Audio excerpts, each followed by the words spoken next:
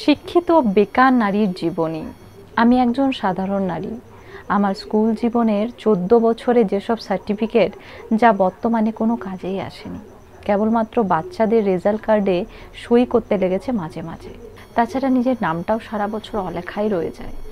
মা, জেঠিমা, কাকিমা, মামি, বৌদি এইসবের ভিড়ে নিজের নামটাও শোনা হয় না কারো মুখ থেকে।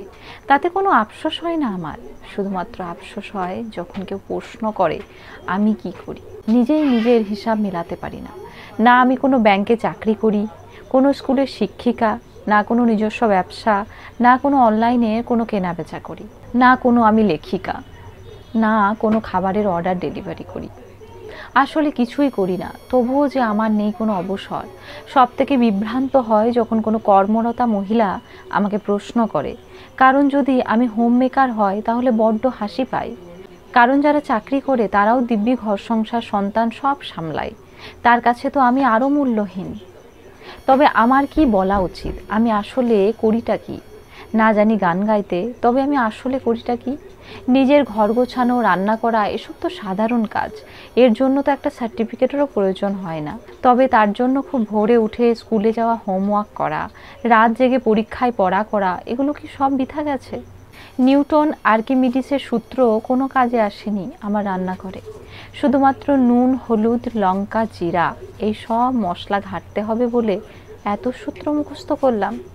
আর এখন তো কলমও লাগে না লিখতে গেলে, মেসেজেই বাজারের লিস্টটা লিখে নেওয়া যায়। অথচ হাতের লেখা সুন্দর করার জন্য কত পৃষ্ঠার পর পৃষ্ঠা লিখেই যেতাম। কোনো কিছুই কাজে আসেনি আমার। শুধু কাজে এসেছে সেটা হলো যা যা জেনেছি আমার মা ঠাকুমার কাছ থেকে। তবে সেটা কোনো আহামরি জ্ঞানের জিনিস না, সব সাধারণ সংসারের কথা, যা স্কুল কলেজের বইতে লেখা থাকে না, যা শুধু একটা মা তার সন্তানকে নিজের অজান্তেই শিখিয়ে দেয়। আচ্ছা, এভাবে কি আমার মাও ভাবতো যে সে কিছু করে না? হয়তো ভাবতো।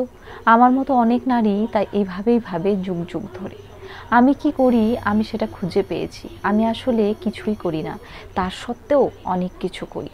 মনের অজান্তেই একটা ভবিষ্যৎ প্রজন্মকে এই পৃথিবীর বুকে তার অস্তিত্ব বজায় রাখার যে লড়াই, তার প্রশিক্ষণ দিই। তাই আমাদের পুঁথিগত শিক্ষা ও প্রকৃত শিক্ষা দুটোই খুব গুরুত্বপূর্ণ। আমাদের উপর ভবিষ্যৎ প্রজন্ম নির্ভরশীল।